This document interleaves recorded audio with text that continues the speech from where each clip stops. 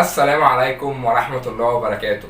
ازيكم يا جماعة، عاملين ايه؟ معاكم محمد سعد وفيديو جديد. تفتكروا ايه الفرق ما بين الاشخاص اللي على الكوكب دول كلهم؟ لو هم كلهم كانوا ساكتين، ايه الفرق هيبقى ما بينهم؟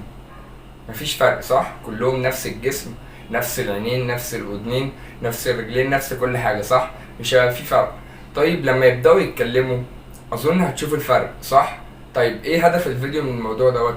هدف الفيديو ان احنا كلنا عندنا نفس الجسم، نفس كل حاجة، بس اللي بيفرقنا عن بعض فعلا اللي هو الروح بتاعتنا.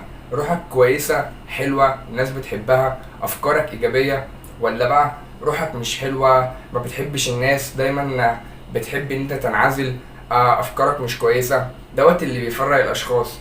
طيب هسيبك كده وهمشي؟ لا، هقول لك حاجة قبل ما في الفيديو. خلي روحك كويسة وجميلة وحب الناس واديلهم حب علشان تاخد حب برضو.